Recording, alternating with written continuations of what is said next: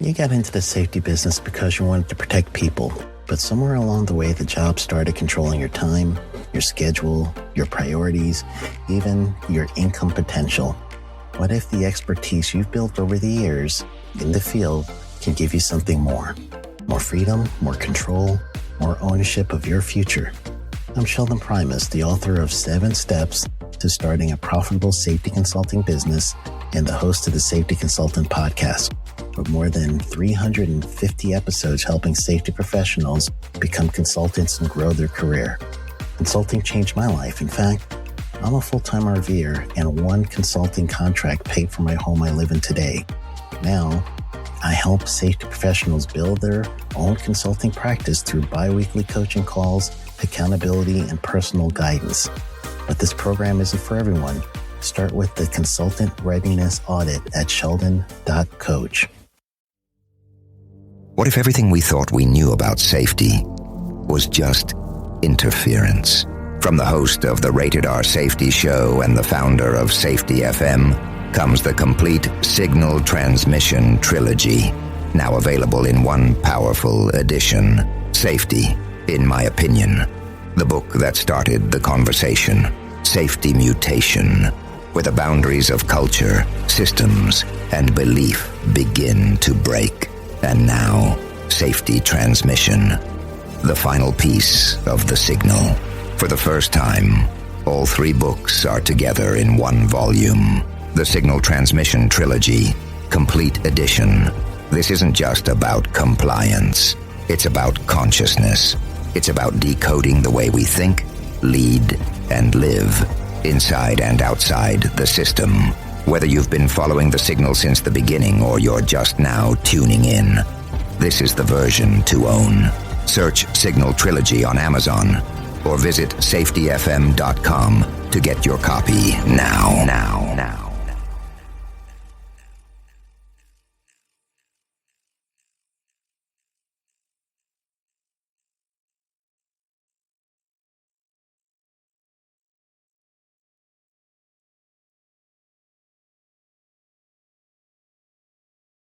Hi, this is Jim from Safety Wars. Before we start the program, I want to make sure everyone understands that we often talk about OSHA and EPA citations, along with some other regulatory actions from other agencies, legal cases, and criminal activity. Everyone is innocent until proven guilty in a court of law. Proposed fines are exactly that, and they are often litigated, reduced, or vacated. We use available public records, news accounts, and press releases. We cannot warranty or guarantee the details of any of the stories we share, since we are not directly involved with these stories, at least not most of the time. Enjoy the show.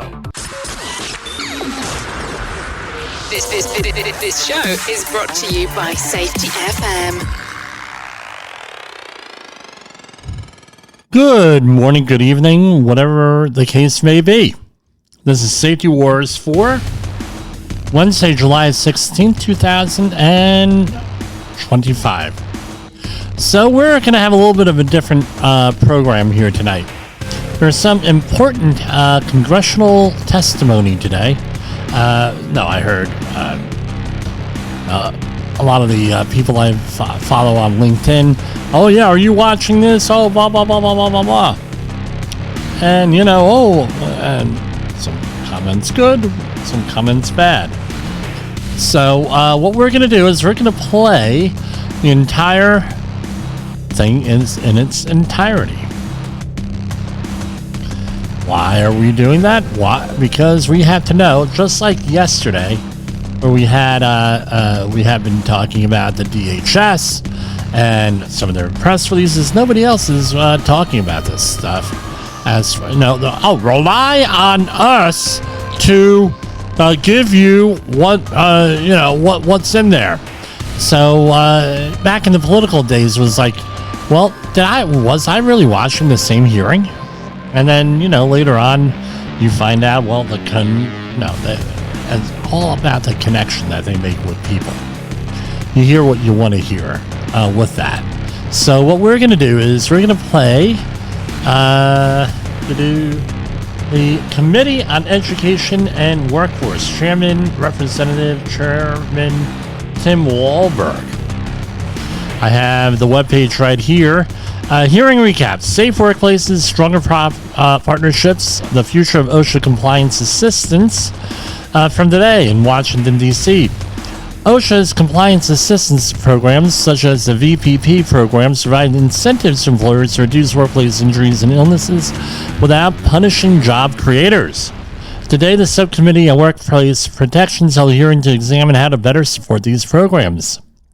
Subcommittee Chairman Ryan McKenzie, Republican of Pennsylvania, noted how the modern workplace is changing and the law must meet these new needs. New industries, emerging technologies, and evolving hazards require OSHA's compliance assistance programs to be more innovative, accessible, and adaptable than ever before. Updating compliance systems programs calls for a collaborative approach. Strong partnerships among state agencies, nonprofit organizations, industry leaders, and other stakeholders will be vital. We must combine enforcement efforts with educational opportunities for employers and workers who want to meet their compliance obligations if we are going to protect workers. Congressman Chairman Tim Walberg, representative of Missouri, questioned the notion that by participating in VPP, employers skirt their compliance obligations. Mr. Myron Harper, National Health and Safety Director at the Cintas Corporation, explained how VPP workplaces are held to a higher standard when it comes to audits. On an annual basis, we need to submit our records of where we are for continuous improvements, and then every so often, OSHA has to come back and reevaluate our site to make sure that we are held to that standard. In addition to that, when submitting our applications, incident rates have to be below or at the industry average, Mr. Harper stated. Everybody has their thing to say. Representative Mark Mesmer, Republican from Indiana, highlighted how employee involvement is a key ingredient in creating a safe workplace. In his line of questioning, he asked Mr. Chris Williams, Executive Director at the VPP Participants Association, if employee buy-in creates a culture of safety at participating VPP work sites. Quote, absolutely, sir. It is a culture where safety is the core value upon which every decision is made and where employees, frontline workers are empowered to stop unsafe work to own that program, as Williams said. Representative Randy Fine discussed H.R. 2844, the Michael Enzi Voluntary Protection Program Act, and how Congress can finally get its legislation across the finish line. I think there has been a misconception that the VPP is pro one party or another. It's a bill for everyone. It's a bill that's had bipartisan support in previous sessions, including this one. It's a simple piece of legislation. It aims to make a program that has been so successful for reducing workplace injuries and illnesses and engaging employees in workplace safety and health, and it simply makes it permanent. This is a victory for all American workers, exclaimed Mr. Williams. Representative Grothman, Republican from Wisconsin, asked Mr. Kevin Sell, Senior Management of the Corporate Development at Quest Group, testifying on behalf of the Associated Builders and Contractors, how OSHA can better support programs that help businesses protect employees rather than push agendas to get headlines in the news. Mr. Sell also pointed to H.R. 2844, but added how the shortage of compliance assistance specialists has hindered workplace safety.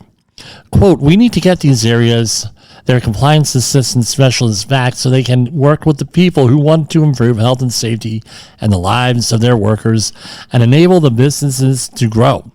We're all trying to grow in a way that's healthy, safe, and smart to provide workers a quality of life and to provide this great country with a future. Bottom line, Republicans see employers as partners to assist in providing safe work environments, not adversaries in the need of punishment. That's actually a pretty good line there, right? Whoever came up with that one.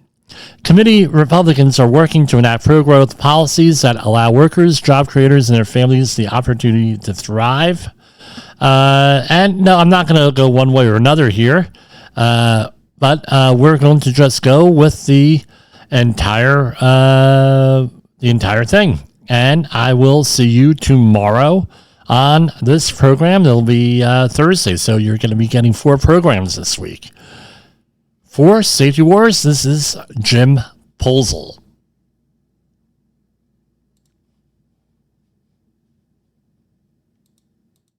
Force protections will come to order. I note that a quorum is present. Without objection, the chair is authorized to call a recess at any time. Today's hearing will explore compliance assistance programs offered by OSHA, the Occupational Safety and Health Administration, and its state partners. We'll consider ways to strengthen these federal programs and learn more about the public-private safety partnerships that OSHA's mission includes, with goals of protecting those who work hard every day to provide for their families and deserve to do so in safe working conditions. Since its establishment in 1971, OSHA has developed enforcement efforts and robust compliance assistance programs. These programs help protect the millions of Americans who work hard every day to provide for their families by giving employers the tools and guidance they need to prevent injuries and illness before they occur. Instead of relying solely on inspections and investigations after a violation happens, compliance assistance programs encourage a proactive approach to safety, which is essential to any effective health and safety management system. Many of these programs have been in place for almost as long as OSHA itself. For example, this year marks the 50th anniversary of OSHA's on-site consultation program, which provides no-cost, confidential occupational safety and health services that are tailored for small and medium-sized businesses. In 1982, OSHA approved the first site for its voluntary protection programs, which recognized workplaces with safety and health practices that go above and beyond legal requirements. In addition to OSHA's many federal programs, there is a vast network of programs and initiatives conducted by states with their own OSHA-approved state plans. As we look ahead, it's clear that workplaces are changing rapidly. New industries, emerging technologies, and evolving hazards required OSHA's compliance assistance programs to be more innovative, accessible, and adaptable than ever before. Updating compliance assistance programs calls for a collaborative approach. Strong partnerships among state agencies, nonprofit organizations, industry leaders, and other stakeholders will be vital.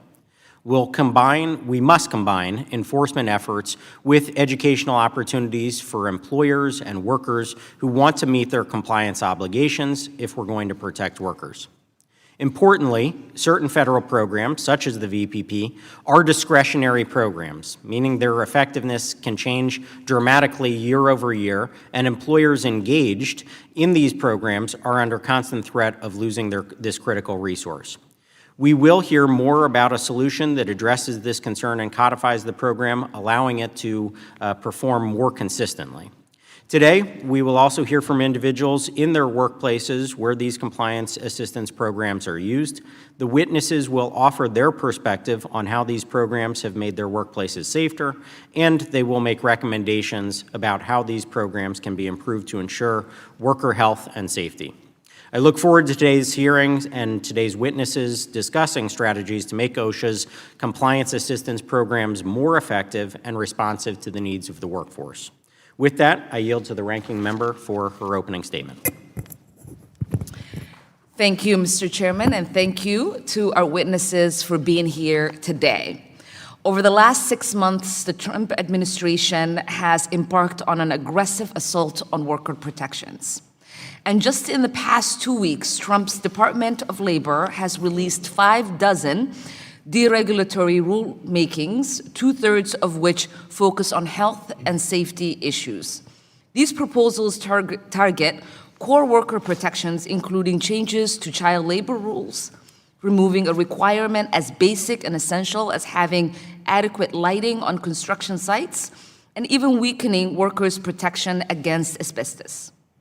This spree of deregulation follows months of mass firing at the very agencies tasked with researching and investigating workplace conditions and a proposed budget that will reduce inspections and slash DOL's capacity to develop new safety standards.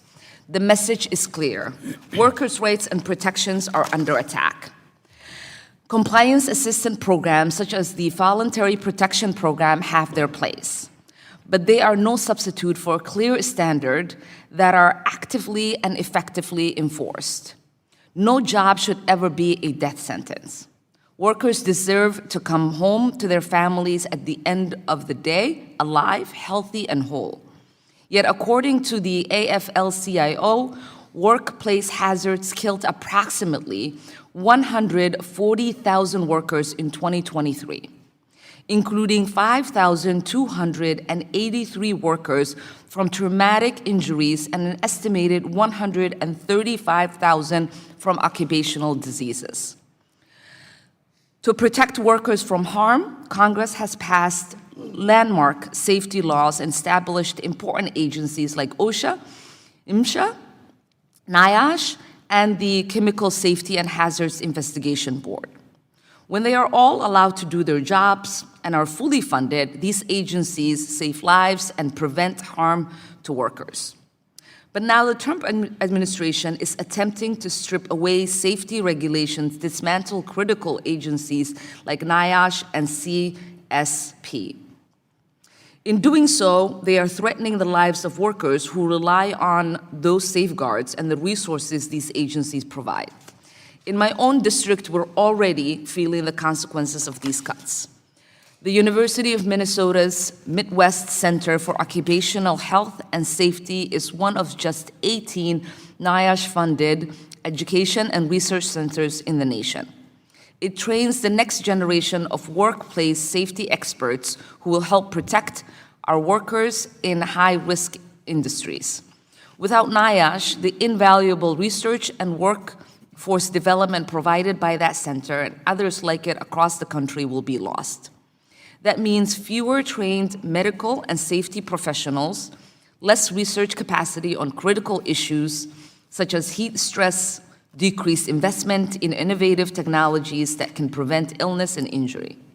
The Trump administration's deregulatory agenda will result in more injuries, more deaths, more grieving families, and less accountability for employers who put their workers in harm's way. Committee Democrats are committed to honoring these workers who have been harmed or killed on the job, not just with words, but with action to change the system. Later today, Ranking Member Scott will reintroduce a bill that will finally bring workers the common sense protection they deserve against heat-related injuries and illness. I am proud to co-sponsor the Unsanción Valdivia Heat, Illness, Injury, and Fatality Protection Act, which requires OSHA to finally issue an enforceable rule with the strongest feasible protection against heat illness, including paid rest break, access to water, shaded or cooled recovery areas, and training that is delivered in the language and format the workers understand. These are sensible safeguards that will save lives. Ranking Member Scott, Representative Courtney, and I also reintroduced the Protecting Americans Workers Act, which would make long overdue improvements to the enforcement of the Occupational Safety and Health Act. This bill would expand coverage to millions of workers currently excluded from the law's protections and strengthen whistleblower protections. These reforms are critical to preventing the most serious violations that endangers workers' safety. Democrats are offering real solutions to the problems workers face on the job instead of ripping away protections. I hope that our discussion today can center around ensuring that workers come home safely at the end of the day. Finally, Mr. Chairman, I request unanimous consent to enter into the record a statement from the United Steelworkers about the Compliance Assistance Program we will be discussing today. Without objection. Thank you, and I yield back. Pursuant to Committee Rule 8C, all members who wish to insert written statements into the record may do so by submitting them to the committee clerk electronically in Microsoft Word format by 5 p.m. 14 days after this hearing. And without objection, the hearing record will remain open for 14 days to allow such statements and other extraneous material noted during the hearing to be submitted for the official hearing record. Now to the introduction of our witnesses for today. Our first witness is Mr. Chris Williams, the Executive Director for the Voluntary Protection Programs Participant Association in Falls Church, Virginia. Our second witness is Mr. Myron Harper, the National Health and Safety Director for Cintas Corporation in Indianapolis, Indiana. Our third witness is Ms. Rebecca Reindahl, the Safety and Health Director at the AFL-CIO in Washington, D.C., and our final witness is Mr. Kevin Sell, Senior Director for Corporate Development at Quest Group in Alexandria, Kentucky. Mr. Sell is testifying on behalf of the Associated Builders and Contractors. We want to thank all of our witnesses for being here today, and we look forward to hearing each of your testimony. Pursuant to committee rules, I will ask that each of you limit your oral testimony to 3-minute summary of the written testimony that you've provided. As committee members have many questions to ask for you, the clock will count down from 3 minutes. Pursuant to Committee Rule 8D, the committee practice, however, is that we will not cut off your testimony until you reach the 5-minute mark. I would also like to remind the witnesses to be aware of their responsibility to provide accurate information to the subcommittee. And with that, I will recognize our first witness today, Mr. Williams. You're recognized for your testimony. Chairman McKenzie, Chairman Wahlberg, Ranking Member Omar, and members of the subcommittee and committee, I thank you for the opportunity to testify in support of OSHA's compliance assistance programs. My name is Chris Williams, and I serve as the Executive Director of the Voluntary Protection Programs Participants Association. For 40 years, VPPA has represented sites and companies involved in VPP. Our more than 1,400 members represent every industry and collectively represent nearly 300,000 workers, union and non-union. More than half of VPPA's members are current VPP sites who, along with the nearly 1,900 sites across the country, share in our mission to raise the standard for workplace health and safety excellence. VPP is a program founded on collaboration. In 1979, the California Building Trades Council, National Constructors Association, and Cal-OSHA came together to develop the Cooperative Self-Inspection Program. It was aimed at preventing injuries and illnesses during construction of the San Onofre nuclear power plant. Led by labor and with full management buy-in and oversight by Cal-OSHA, this resulted in levels of cooperation previously unseen and laid the foundation for the program that we see today. OSHA's VPP has maintained this bedrock commitment to employee involvement, management commitment, and regulatory oversight, working together to foster a culture of continuous improvement. The proof's in the numbers. According to OSHA data, VPP sites maintain an average injury and illness rate 53% below BLS industry averages. To put that in perspective, the average American workplace sees nearly 3 injured workers per 100 full-time employees. For VPP sites, that number is closer to 1. And that's still one too many because VPP fosters a culture where safety is the core value upon which every decision is made. It's why VPP works and saves. VPP's impact goes beyond participants. It's felt across the more than 10 million workplaces in the United States through countless process innovations and best practices. It's felt by OSHA through the Special Government Employee Program, with VPP companies committing their own personnel and resources to work alongside OSHA, developing new ideas that are routinely adopted and improved. Simply put, VPP is a shining example of what labor, management, and government can do when working together towards a shared vision of what can be. Yet, VPP remains a discretionary program, meaning that it can be eliminated at any time, for any reason, by any party. And make no mistake, it's been under threat before. That's why we're pleased to see the introduction of H.R. 2844, the Michael Enzi Voluntary Protection Program Act. This bill's aim is simple: to make VPP a permanent program within OSHA, to require that a percentage of OSHA's budget be set aside to fund VPP, and to create a pathway for every American workplace to reach VPP-level performance. VPP enjoys broad support: Democrats and Republicans, management and labor. In fact, VPP was built by labor. Nearly 500 locals are signatories to VPP agreements, among them more than 380 AFL-CIO-affiliated unions. VPP is the gold standard of safety and health management systems and the only one available free to every workplace willing to commit to and abide by its stringent ongoing requirements. Participants know that protecting workers isn't proprietary. It isn't a union or non-union issue. It's about sending our loved ones home in the same or better condition in which they arrived every day. I thank you for your time, and I look forward to your questions. Thank you, Mr. Williams. Next, we have Mr. Harper, and I recognize you for your testimony. Good morning, Chairman McKenzie and Ranking Member Omar and members of the subcommittee. Thank you for holding this hearing and for the opportunity to testify on the importance of the Voluntary Protection Program. My name is Myron Harper. I am a Director of Health and Safety for Cintas Corporation. Cintas is dedicated to helping more than 1 million businesses of all types and sizes across the United States get ready to open their doors with confidence by providing a wide range of products. Cintas employs approximately 47,000 employee partners in our workforce today, and our overarching goal is to ensure everyone returns home safely at the end of the day. We accomplish this through our Centos Health and Safety Management System, which is modeled by after our OSHA Voluntary Protection Program. Since the certification of our first site in 2010, 139 additional Centos facilities nationwide have achieved VPP STAR certification. Achieving VPP STAR certification is a rigorous process. Our locations must show that all employee partners work together to prevent workplace injuries and incidents. I also serve as a special government employee through OSHA's Voluntary Protection Program.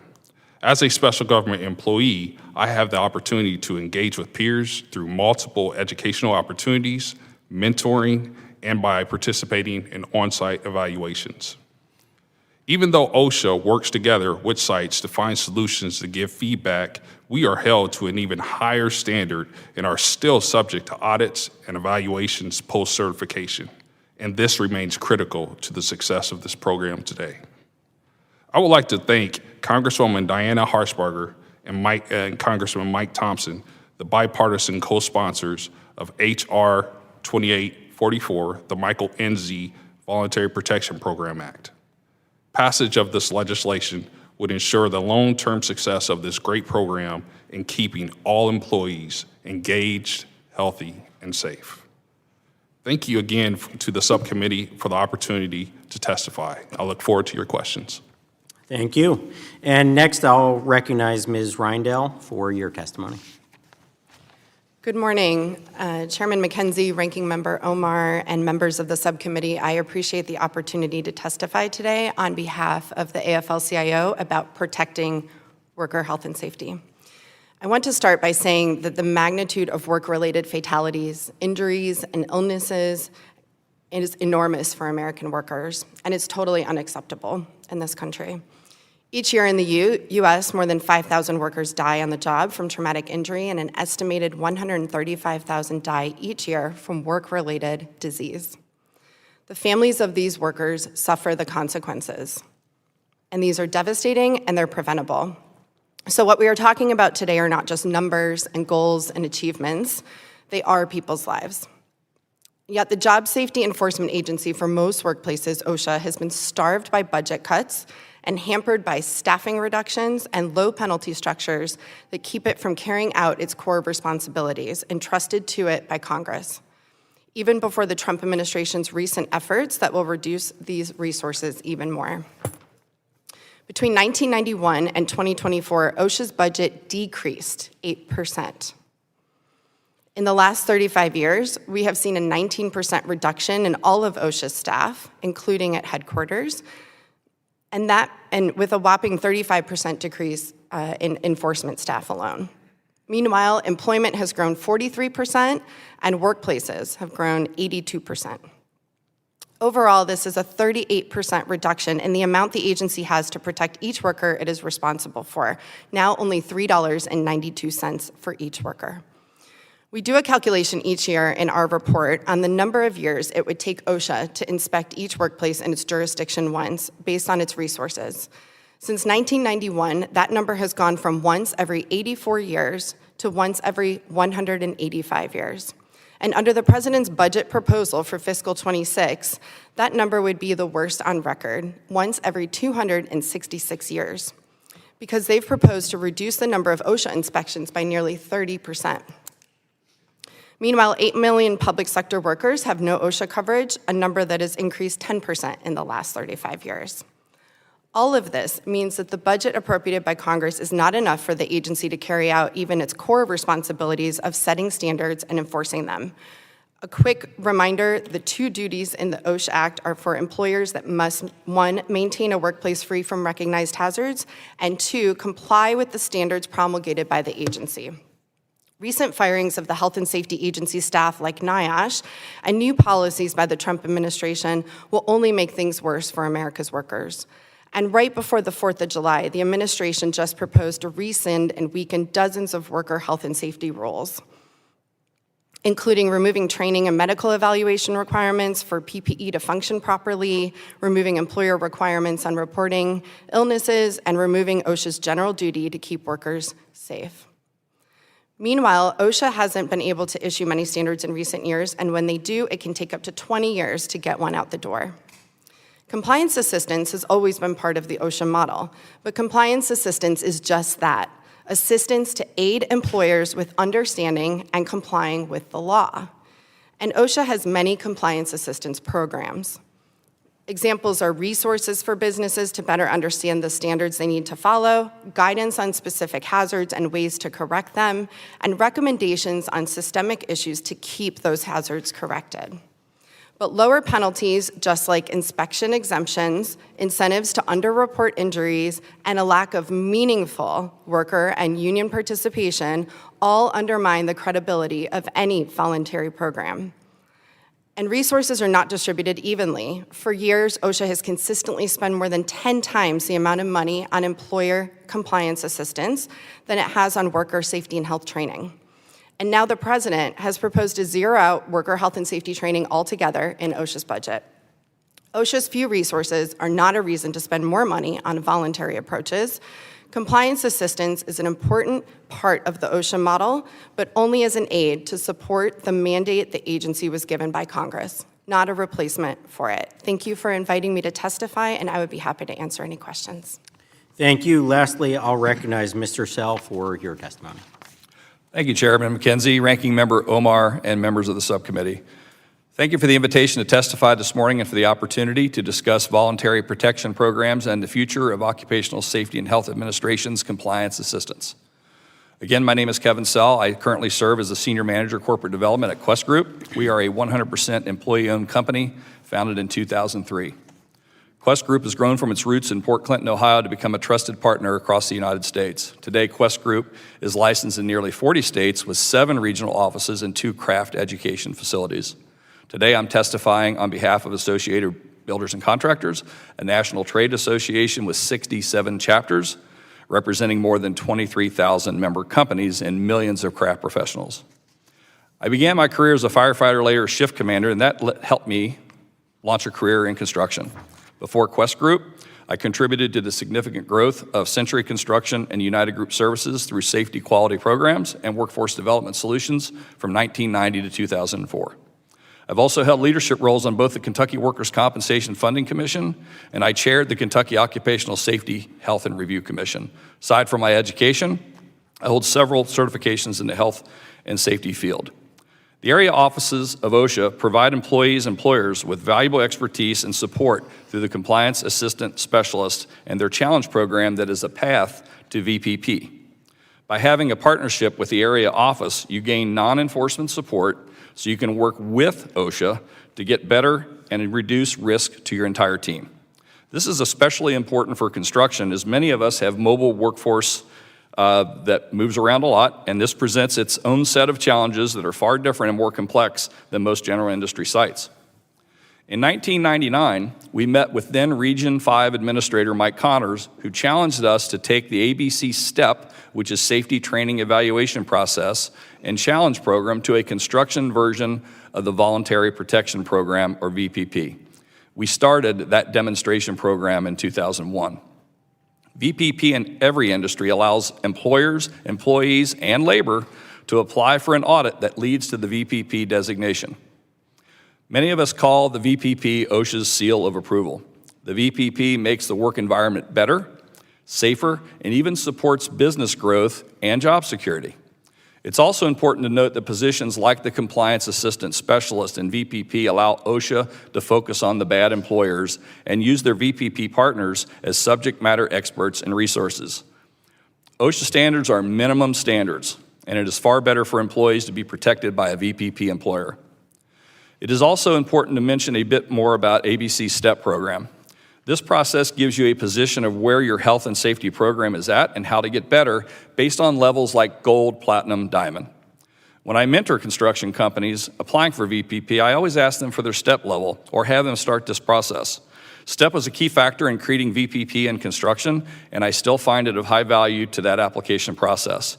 STEP has also evolved to add something of great importance to all of us in every industry, and that is mental health and suicide prevention. Together with all other aspects, we now focus on total human health. I look forward to discussing this important issue with the subcommittee today and hopefully provide insight into the successful programs. Thank you very much. Thank you.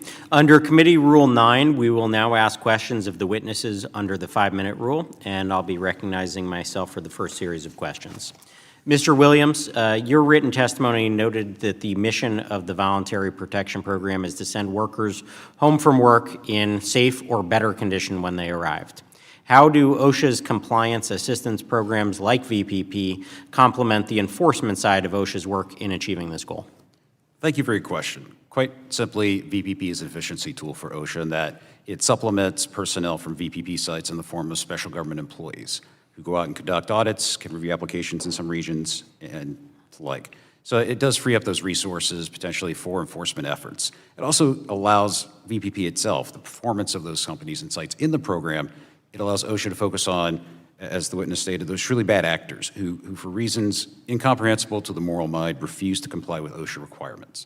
We know that VPP sites, from a performance standpoint, are well above and beyond compliance, and they're well above and beyond their performance of their peers.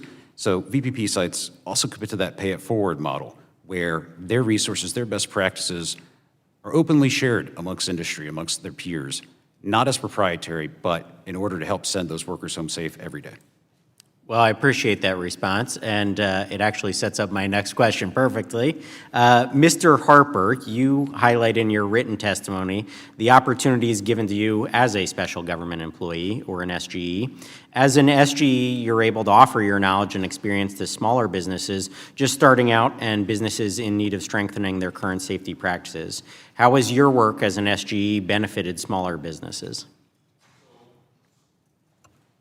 So with small businesses, we've been able to partner with them through SGE initiatives, through Voluntary Protection Program, by going out, visiting those sites, directly partnering with them, sharing those best practices with them, as well as inviting them to our sites to partner with them. It's a great benefit to those smaller sites as well as to our site to partner with other businesses that may have the same issues that we have faced before, and we're able to help identify those solutions directly. So building businesses, community involvement together to send every employee home safe and sound. So we appreciate the work you do helping small businesses there. I think that's fantastic. How does that benefit your organization, Cintas?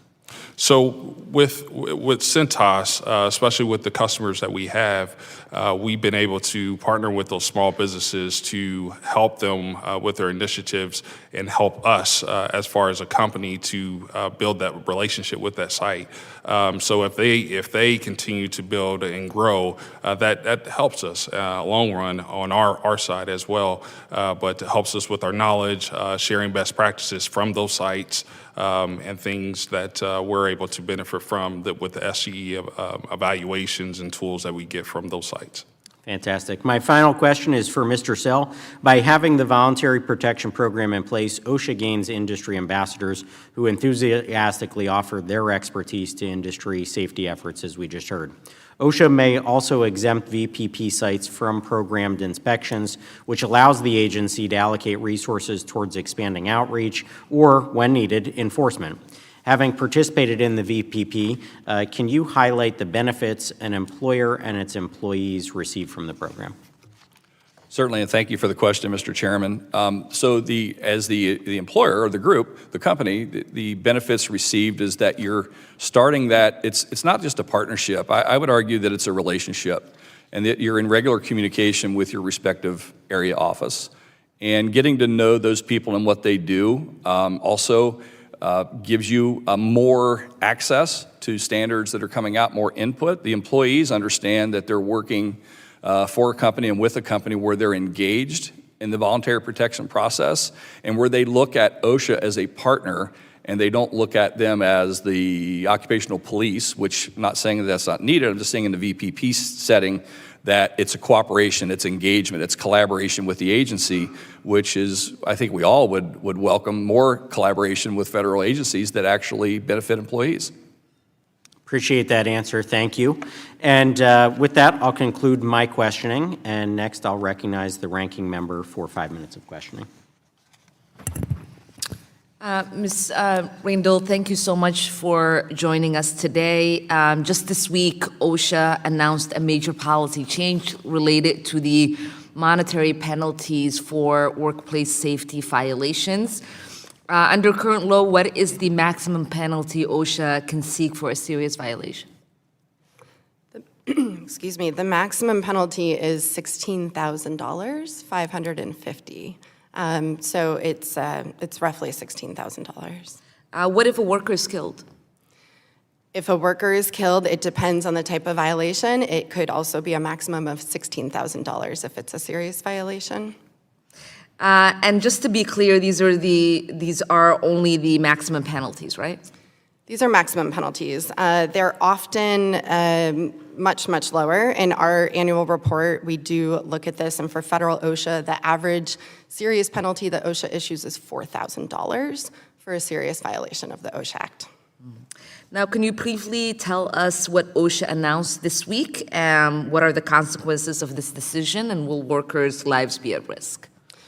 Sure. OSHA announced on Monday a new policy change related to its penalty structure and related to reducing penalties for businesses when they are cited by OSHA. OSHA has always, long-term, has had 4 categories for good faith, penalty reduction, history, lack of a history of violations, penalty reduction, quick fix penalty reduction, and size-based penalty reductions. And what this policy did here was it changed the criteria, and it's letting more employers into the penalty reduction space, and that includes large employers, not just small businesses. It also increases the penalty reductions to 70%. So you get fined by OSHA, you can have up to a 70% penalty reduction now, or 80% for willful violations. And if you haven't had an inspection in 5 years, you actually can have a reduction in penalties. And what it used to be was that you had to have an inspection in the last 5 years without many serious violations in order to achieve that. Wow. What message does it send when this administration is willing to make it cheaper to break the law? Sure. This new policy just creates incentives for employers to take the low road and to not follow the law. If you know that, we already know that OSHA doesn't show up to workplaces because of its resources, that it can't make it to so many workplaces every year. And further now, we know that if they will show up to, employers can expect penalties that are much too low to be a deterrent for violating our nation's safety and health laws. In May, Secretary Chavez Romero told this committee that she would double down in addressing child labor. And yet her Labor Department recently sent a draft rule to OMP on child labor, which has not been made public. That might actually weaken child labor protections. With child labor violations rising across the country, we need to make our child labor laws stronger, not weaker. And I hope everyone here can agree with that, because potential rollback is very troubling. Ms. Randall, if this new DOL rule increases hours that children can work or exposes them to more dangerous jobs, what exactly is the Trump administration doubling down on? Sure. Yes, we haven't seen this rule in full yet, but it is by title about hazardous occupations for children to work in. So we actually have seen these things before in the first Trump administration, where they have attempted to lower the age that children can work in dangerous occupations and having them work at different hours for longer time periods. And right now, for decades, our nation has prevented children from working in certain hazardous occupations. We've had many violations of this over the years, and child labor violations are a very clear indicator of other health and safety violations that are going on in workplaces. Thank you, and with that, I yield back. Thank you. Next, we'll go to Chairman of the Full Committee, Mr. Wahlberg from Michigan. Thank you, Mr. Chairman, and thanks for holding this hearing, and thanks to the panel for being here. Mr. Williams, you indicated that in your written testimony that an estimated 1,900 work sites participate in the Voluntary Protection Program. What percentage of those sites are union sites? Thank you, Mr. Chairman. While there's no accurate data put out by OSHA in terms of worksite affiliation, labor, non-labor, or union, non-union, in looking through the list of unions that are signatories to VPP agreements and looking through those sites, a conservative estimate would be 15%. I would put that above 20% of VPP sites that are union work sites.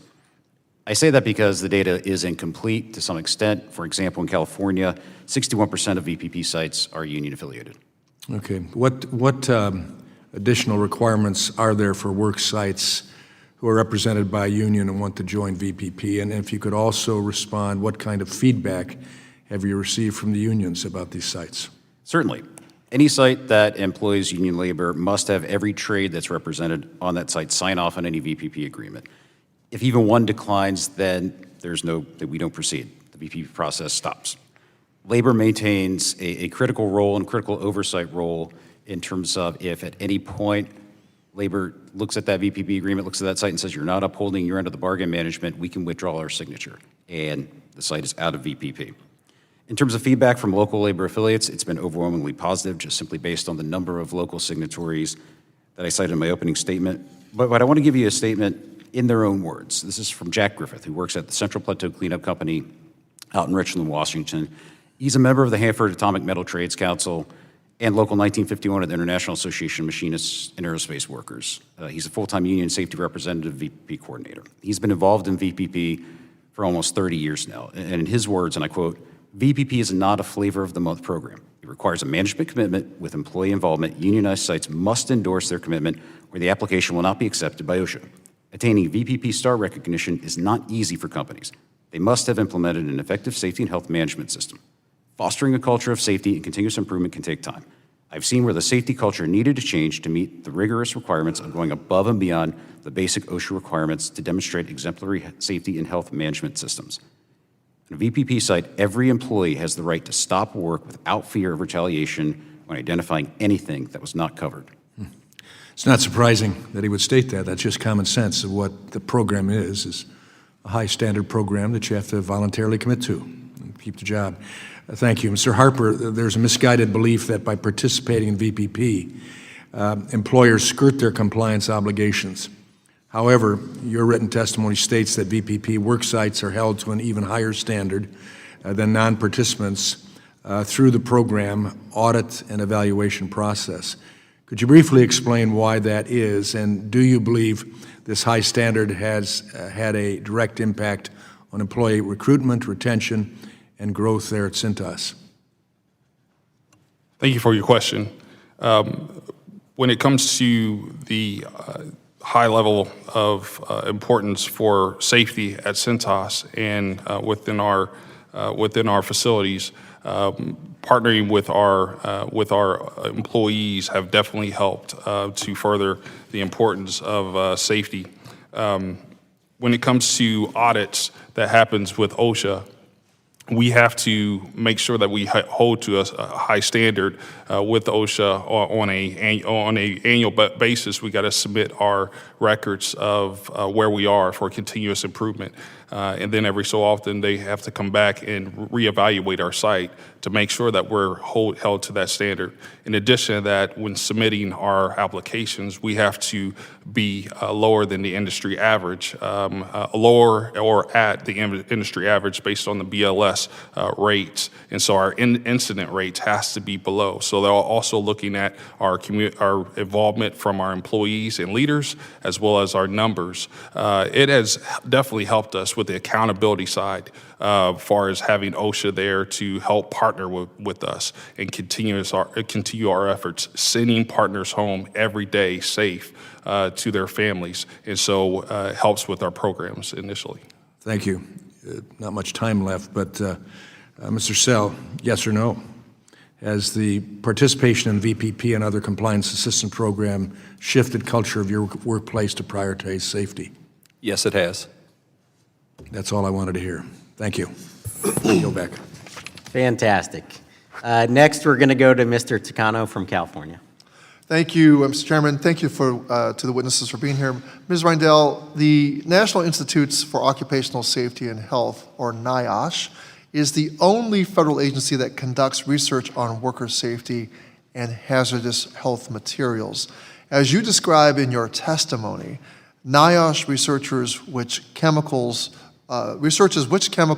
could shorten a worker's lifespan, how future accidents can be prevented, and the application of life-saving interventions that protect workers and employers, among other things. Is it true that the staff of NIOSH was gutted this week, depriving the agency of enough staff to function? Thank you for the question. In the spring, the Trump administration fired 2/3 of the staff of NIOSH, and even though some of them have been returned, more than 1/3 of the agency is still out, and those are people who do critical work around research. Critical work. These are trained researchers, people with advanced degrees. That's right. They're uniquely skilled. This is a small field with very high level of expertise and a very unique level of expertise to do occupational safety and health. Can you give me an estimate of number of staff that will be affected? Sure. We still have more than 400 staff who are out of NIOSH, and these are people who do critical mining safety and health research, critical research on warehouses, and many other studies and industry partnerships. So what might be the immediate consequences of these staff cuts? Do you have some ideas in mind? Sure. For instance, in the mining sector at NIOSH, they do long-term studies, but they also do, they test explosive environments. They have very, critical state-of-the-art facilities where you can test explosive environments, for instance, under mines, prevent roof collapses. And you also have partnerships with the fishing industry, with the construction industry. These are a lot of the industries that are still, the research is highly impactful, and it's also research that's applied and it's immediate. So it's understanding why employers or employees aren't adopting safety practices and helping them. Great, thank you. My district contains one of the largest logistics hubs in the world. In the Inland Empire, more than 200,000 people are employed by the warehousing industry. Warehousing work has among the highest rates of serious injury of any industry in the country. Workers suffer lifelong injuries from overexertion and repetitive stress, which can permanently destroy an employee's back, wrists, and other joints. Heavy objects and equipment that mean a collision or a fall could be deadly and has resulted in hundreds of worker fatalities per year. As online shopping booms, so does the safety risk associated with that industry. A 2024 Senate report indicated that one Amazon Prime Day, just one Prime Day at Amazon, led to a rate of 45 injuries per 100 workers. That's nearly a 50% injury rate.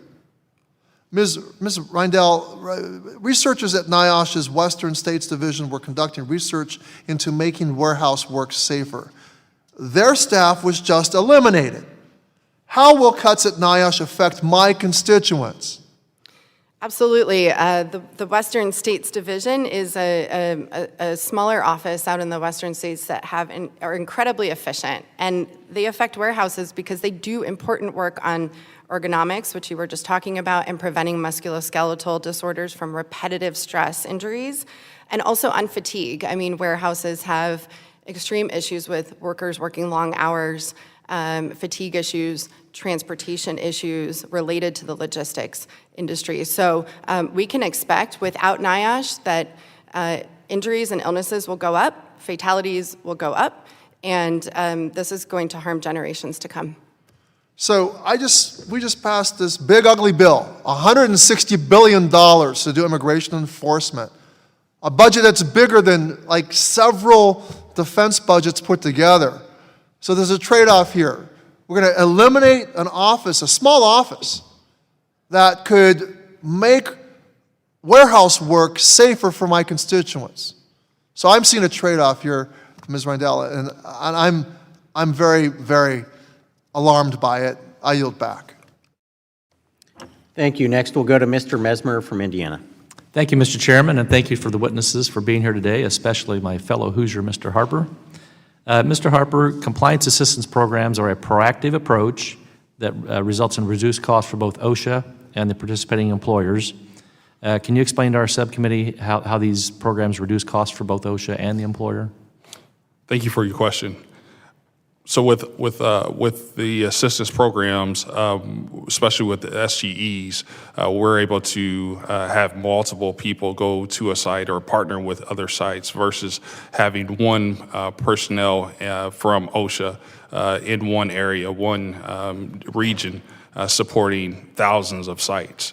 And so by helping other businesses partner with other businesses through VPP has absolutely helped partner with other sites, build that relationship, especially with the special government employee program. Okay, thank you. You also ran a successful VPP program, and those work sites require buy-in from all parties involved. What role does employee involvement play in a successful VPP worksite? Thanks again for your question. So with the employee involvement, one cannot get a VPP site. You can't go through certification without having that involvement, without having that engagement from your employees. And so this is not built on, our safety system is not built on one person, but it's all the employees at that site and multiple sites. So that's buy-in from everyone at that site to get everyone home safe and sound.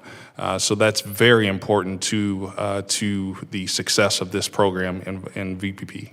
Thank you. OSHA has found significantly lower injury and illness rates among VPP participants. Mr. Williams, would you say that that employee buy-in creates a culture of safety within your organization by being a VPP participant? Absolutely, sir. It is a culture where, as I mentioned before, safety is the core value upon which every decision is made, and where employees, frontline workers are empowered to stop work, to own that program. Okay, thank you. And also, Mr. Williams, critics of VPP will claim that by passing H.R. 2844, we will take away from OSHA's ability to enforce safety standards, keep workers safe, even though this legislation dedicates 5% of OSHA's annual funds to continuation of the program. What would you say in response to that claim? I would look at this from the standpoint of VPP funding alone. We know that number is significantly lower. It's less than 1% of OSHA's overall budget at present. That 5% number represents growth in the program that we know has been successful. And I would relate that as well from the standpoint of we look towards what VPP accomplishes in the scheme of, we talk about enforcement. Enforcement will always have a need within OSHA and will always be part of its core mission. But enforcement results in an inspection that may be on a site 1, 2, 3 days. The other 362 days of the year are what compliance assistance programs like VPP tackle. It's creating that environment, the conditions and the culture at a work site so that employees are that empowered to work safe, they're empowered to own the program. Management commits to that, and the regulatory oversight, as the other witnesses have talked about from their personal perspectives, is the fact that annual self-evaluation, that audit, a VPP site's going to see OSHA on their site every 3 to 5 years. They openly welcome them. Okay, thank you. Yield back the rest of my time. Thank you. Next, we'll go to Ms. Stevens from Michigan. Thank you, Mr. Chairman, and thank you to our ranking member as well, and of course our witnesses. We all know that OSHA plays an incredibly vital role in making sure Americans across the country are safe at work. And as a daughter of a small business owner who was a landscaper and employed a lot of people, we know a thing or two about workplace safety in my family, and as someone who has visited over 200 manufacturers in my time in Congress through my Manufacturing Monday program, I see those safety standards in play. But I want to focus my questions certainly on Michigan, but I also just don't want to leave out the assault on our federal workforce and decades of underfunding at OSHA that has been mentioned that leave workers more exposed than ever. And so that combined with catastrophic Medicaid cuts in the reconciliation bill that came down makes it very difficult for workers at this time, and particularly for folks who I hear from a lot in Michigan. An AFL-CIO report found that OSHA has just $3.92 per worker that it is responsible for protecting, and that's down from $6.36 in 1991. And the number of OSHA inspectors per million workers has fallen from 9.7 to 6.1. So, Ms. Rendell, you served at OSHA, you mentioned that. How does this consistent and worsening underscore resourcing or the under-resourcing of the agency that leaves workers exposed to increased safety risks on the job? Sure. I think in short, just to say that you have the fox guarding the hen house, right? You have fewer inspections, fewer presence in the work, less in presence in the workplace by OSHA, by an external third party. You also don't have an avenue for workers to reach out to an external party. We know there's a lot of fear right now in the U.S., generally speaking, and without the ability for OSHA to show up and to talk to workers, this has a severe dampening effect on how we actually can measure what's going on. I also want to say that enforcement has been effectively evaluated by many studies to look at OSHA enforcement and OSHA standards and how those have saved lives and been effective and actually greater than the standards even predict. So we have effectiveness of OSHA enforcement that's been shown through many, many studies. I think a lot of my colleagues are talking about VPP. This program still hasn't been critically evaluated, and where it has, there have been big problems with those evaluations to show that they're actually effective. So what we really want to do is make sure employers are following the law. Yeah, and how about attraction? So when we think about growing our manufacturing sector, we also need to think about the talent that we're bringing in. And I'm curious if when we're ripping away regulatory frameworks and the things that protect people on the job, if it is going to make it easier or harder to attract the talent. Sure. I know there's definitely an emphasis on domestic manufacturing, but how do you do that if workplaces aren't safe?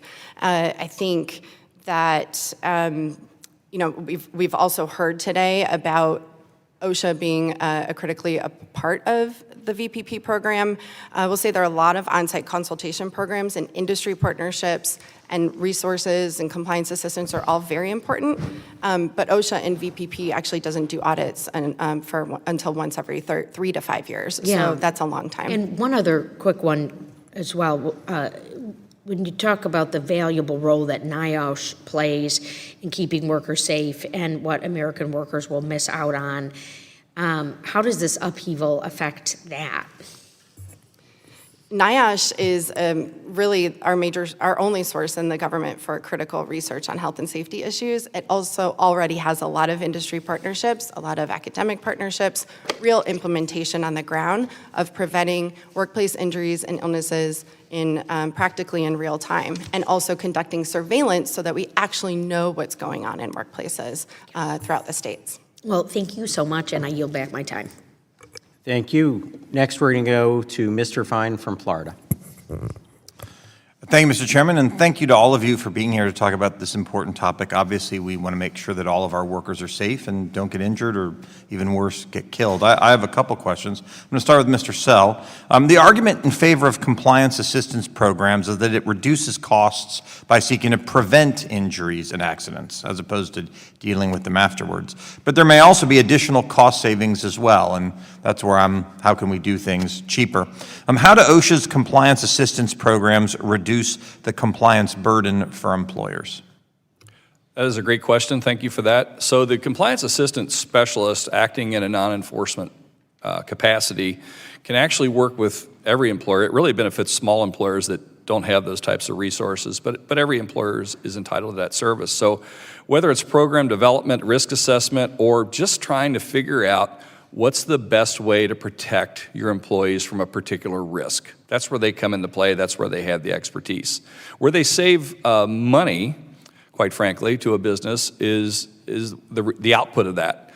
So if they're helping the employer on the front end, then there's no risk or there's reduced risk on the back end. You also see that come through, at least in my opinion, you have a greater reduction to capacity of your workers' comp insurance, which is based on hours worked. Your general liability goes down, so the company becomes better financially because that compliance assistant specialist, in fact, is saving them money. They also, if they're working in that partnership, and this is an indirect output, employers want employees to work for them, and employees, especially America's workers, want to work for employers of choice.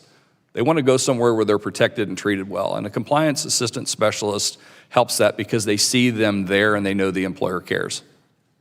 Okay, well, thank you for that. My next question is for Mr. Williams. Mr. Williams, your written testimony expresses support for H.R. 2844, the Michael Enzi Voluntary Protection Program Act. This bill would require OSHA to dedicate 5% of its annual budget to funding the VPP.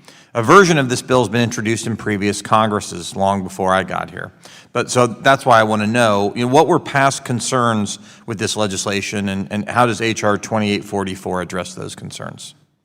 Thank you for the question. I'll touch on a couple potential issues that may have been stumbling blocks in previous sessions. The first and foremost is that some of the language from a funding standpoint in previous versions of the legislation would have been considered open-ended. I think there was some concern from both parties that it was a blank check and carte blanche for the Secretary of Labor, whoever that may be at any given time, to fund as much or as little for VPP and compliance assistance. I believe that 5% rider addresses that. Whether OSHA's budget is $500 million or $50 million, it would still be 5% of that amount. The second would be, I think, in looking from the standpoint of we talked of that budget number, I think there's also been a misconception that the program is pro one party or the other, or pro labor or pro non-labor, non-union. I think this legislation in the past has suffered from that misconception that one side or the other supports it. It's a bill for everyone. It's a bill that's had bipartisan support in previous sessions, including this one. It's a simple piece of legislation. It aims to make a program that has been so successful in reducing workplace injury and illnesses and engaging employees in workplace safety and health. It simply makes it permanent. I think there's been a little bit of a misconception from the standpoint of one side or the other is going to get a victory here. No, this is a victory for all of American workers. Thank you. Thank you for all for being here, and that answers my questions. I yield back, Mr. Chairman. Thank you. Next, we'll go to the ranking member of the full committee, Mr. Scott from Virginia. Thank you, Mr. Chairman. Ms. Rundell, the Department of Labor released dozens of new rule notices which reverse worker protections. Can you describe and comment on some of those initiatives? Sure. Thank you for the question. I'm happy to. I mentioned in my testimony just before the 4th of July, dozens of these rules, actions, I should say, were issued. Many are proposals, and there are most of them are attempts to weaken existing safety and health protections and also to roll back some altogether. So very basic but very important items like adequate lighting in workplaces or using, safety colors to detect, caution, very important things. And there's a proposal to remove OSHA's general duty protections to certain occupations because they are, quote, inherently risky. And we see this as problematic and really a problem for many workers across the U.S., not just the occupations that they named in the proposal, but setting a precedent for doing that going forward and thinking that employees somehow should assume the risk in their workplaces. That is where employers should be controlling hazards. One other area is going after the respiratory protection requirements. And we know that in order for respirators and other PPE to work properly in workplaces and protect workers, it must fit, and we must medically evaluate people in order to ensure that they're safe when they're wearing those protections. Are independent contractors covered by OSHA? Independent contractors are not covered. You responded to a question about the relatively low penalties to businesses. Usually accountability can be achieved by lawsuits, but if employees covered by OSHA are covered by workers' comp, is it true they can't sue for negligence? Yes, under OSHA law, there's no private right of action. Workers do not have other recourse. In the voluntary plans, what should we look for to ensure that the plans are actually working as intended? Right, so these voluntary, so I will just say the compliance assistance has many types of programs at OSHA. I know we're talking a lot about VPP today, and that's just one of the programs. On-site consultation is already a program that exists for small businesses, and that's a free and a confidential service that OSHA already offers to small businesses. And VPP tends to benefit large corporations, and those are employers that are already paying attention to safety because they have to do that in order to get into the program. They have to have low injury and illness rates to stay in the program. And where we've seen pressure to maintain low injury and illness rates, we also see policies and pressure for workers to not raise and report injuries and illnesses. There's also a significant problem of every VPP employer having inspection exemptions. So for voluntary programs, we should not be exempting OSHA from having inspections. It's sort of a backwards way of thinking. If you are doing your best and you're having the best employers who should be going above and beyond OSHA standards, they should pass inspections without problem. But we do have, we've seen many willful violations and fatalities at VPP sites. I'm not saying all, and I'm not saying that there aren't good VPP programs in some workplaces with some employers, but the problem the program still systematically has problems.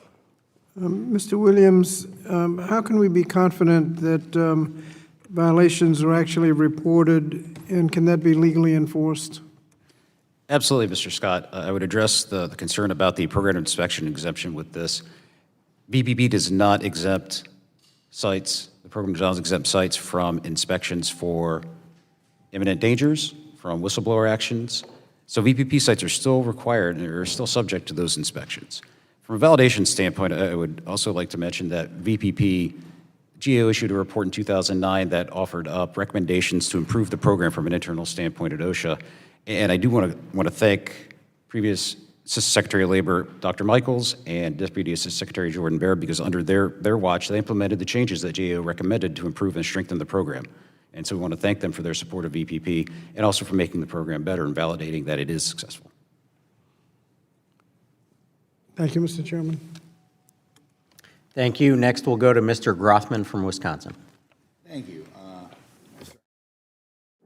Advantage of your expertise.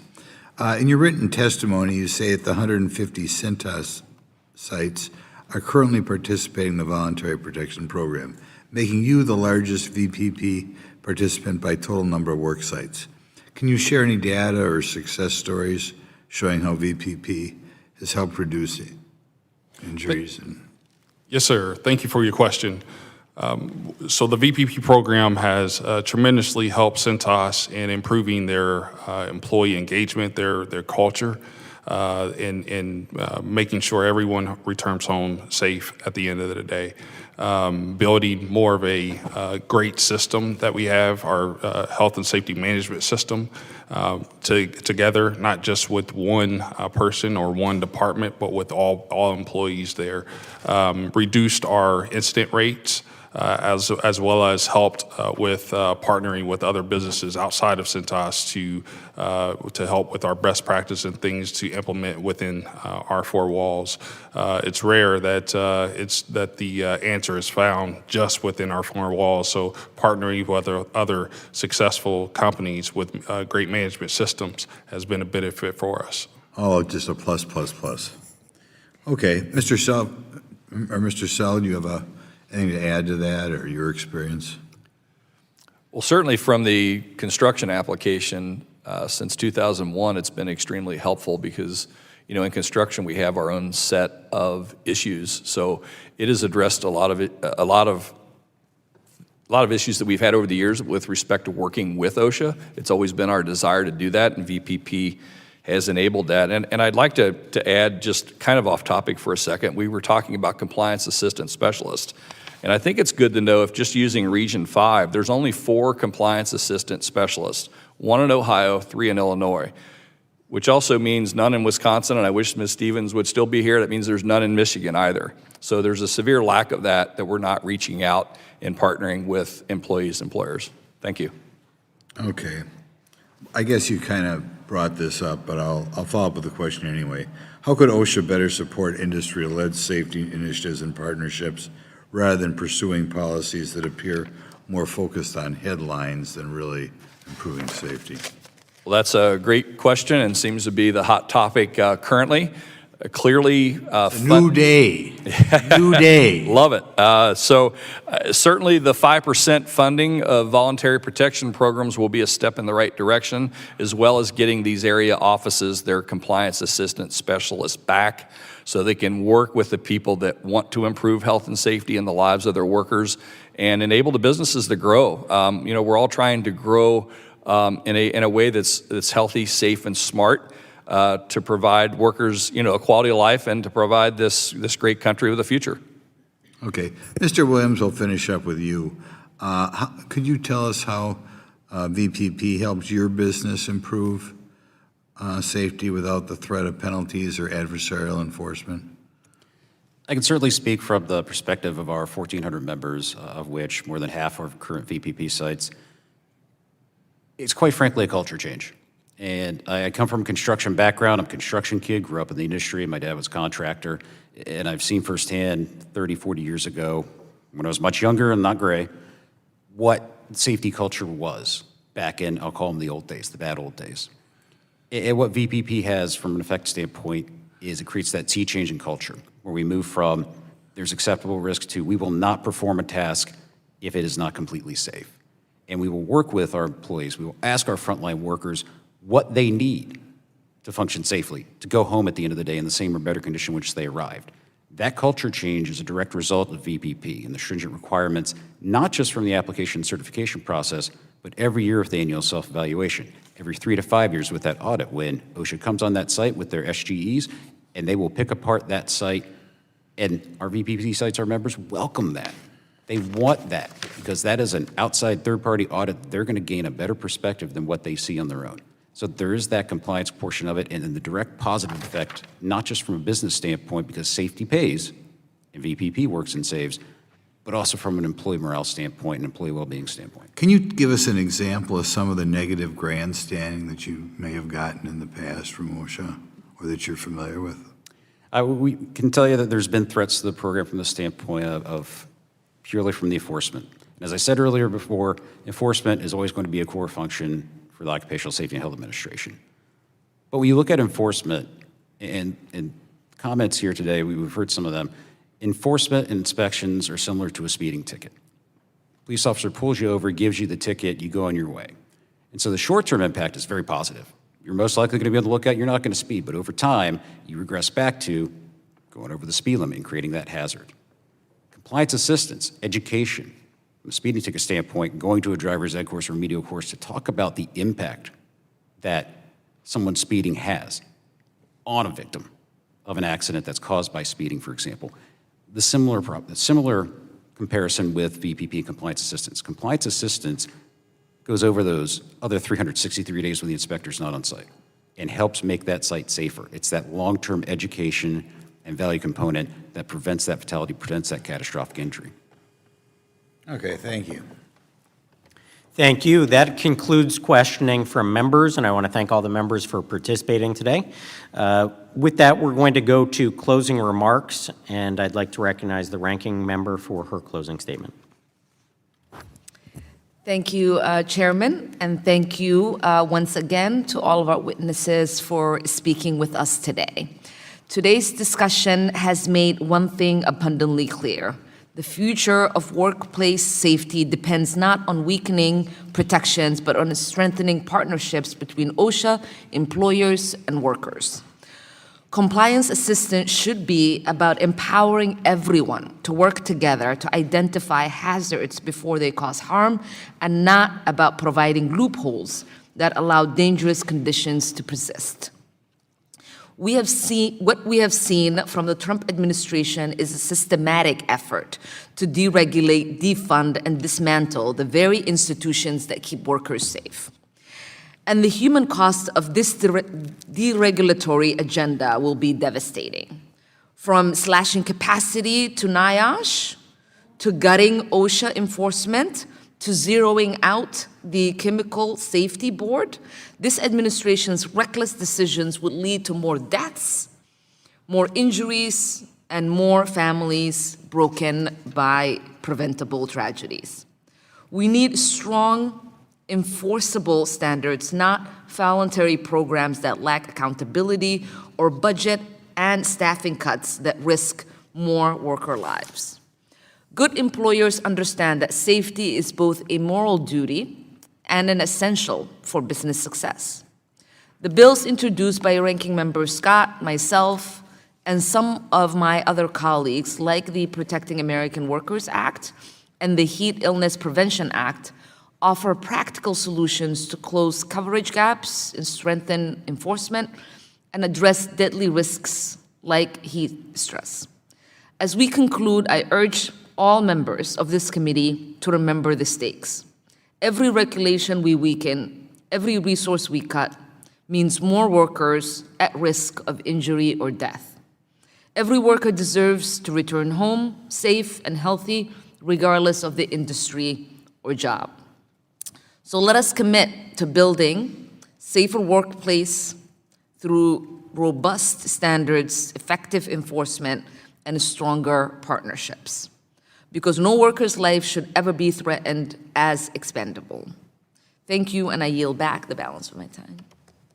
Thank you, and I'd like to thank all of our witnesses for joining us here today for this important conversation about ways that we can keep workers safe in their workplaces.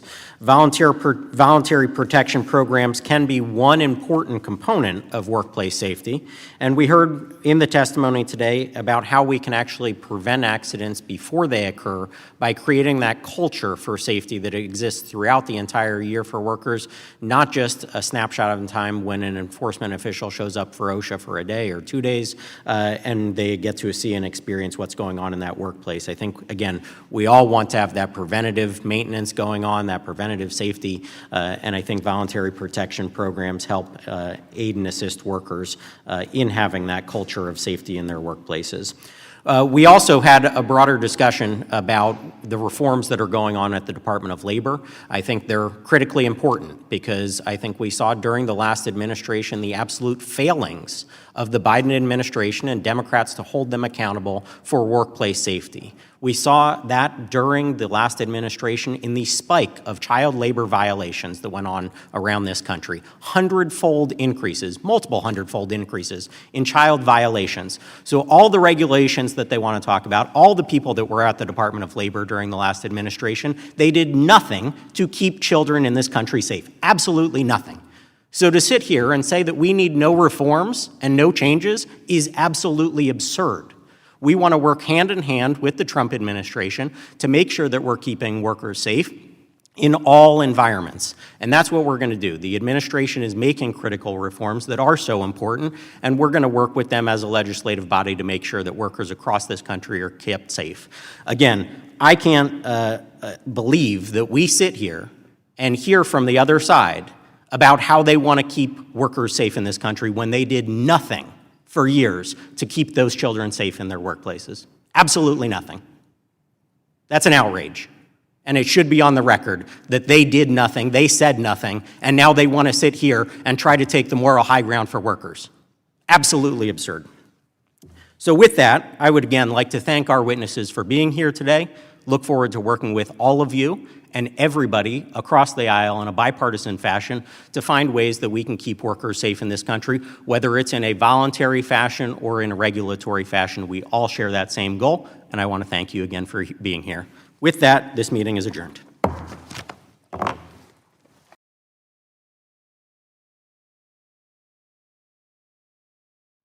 You're in charge of your mind, not what happened around you. Once you get that, you're strong.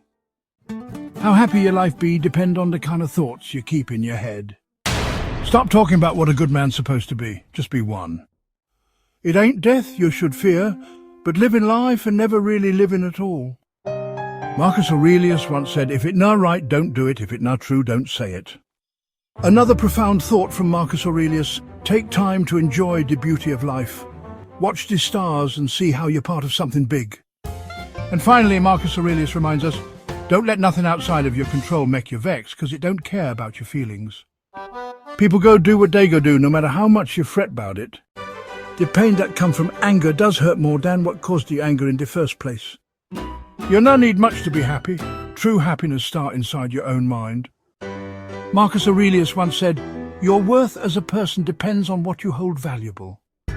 Another insightful thought from Marcus Aurelius, if you stop feeling hurt, the hurt itself disappears. And perhaps one of his most profound pieces of advice, the best revenge, don't be like the person who wronged you. Marcus Aurelius once said, be easy with other people, but real strict with yourself. Marcus Aurelius advised, live like you're already dead, and this is the time you get to live the right way. Marcus Aurelius reminded us, you always have the choice to stay silent and not pick up stress. Life always changing, but your thoughts, that's what shape your reality. Move through life like every act you do is the last thing you ever go and do. Look deep inside yourself. Strength always stay waiting for you. Everything you hear, just somebody's opinion, not fact. Everything you see, just a perspective, not thy whole truth.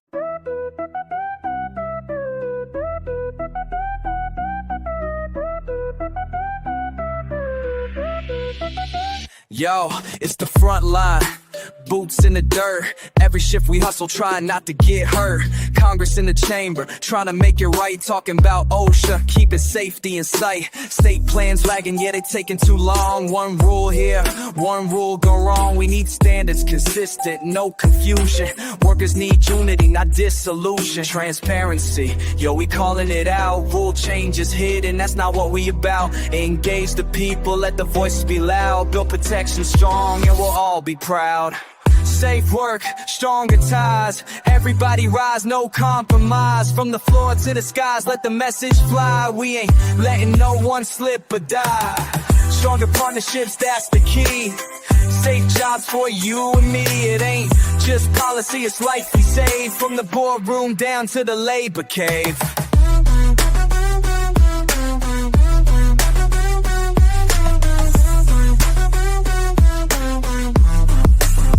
Yo, the data don't lie, but it's been delayed. Too slow to update, and people paid with pain, with blood, with grief. All cause the system was stuck like a thief. Where the outreach, where the plan? You got workers in heat without a fan. Need more heat rules, not just talk. For another soul chalked on the sidewalk. Look, one injury's too many. One death that's too far gone. So we stand with the workers, dawn to dawn. Hard hat, steel boots, gloves worn and torn. They the backbone, yo, of every law. They the backbone, yo, of every law. Safe work, stronger ties. Everybody rise, no compromise. From the mill to the mines, let the message fly. We ain't letting no one slip or die. Stronger partnerships, that's the key. Safe jobs for you and me. It ain't just policy, it's life to save. From the warehouse floor to the ocean wave. So next time you hear that rule delayed, think of the worker underpaid. This ain't red or blue, it's black and white. A safe job, man, is a human right.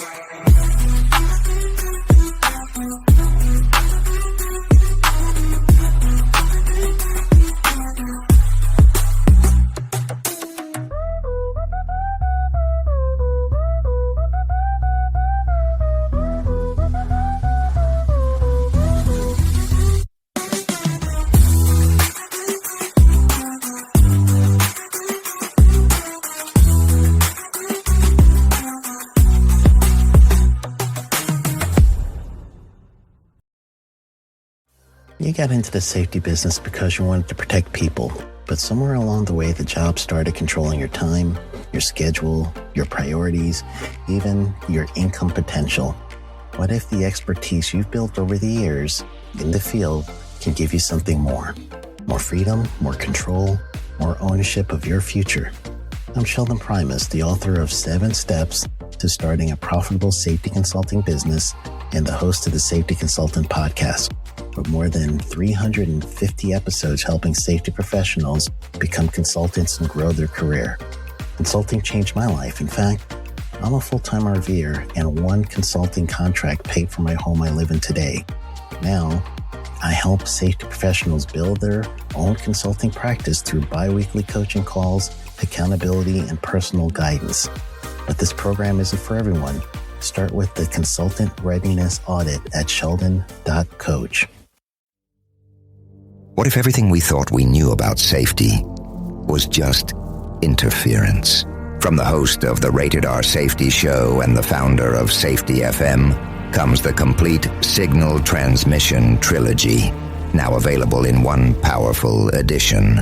Safety, in my opinion, the book that started the conversation. Safety Mutation, where the boundaries of culture, systems, and belief begin to break.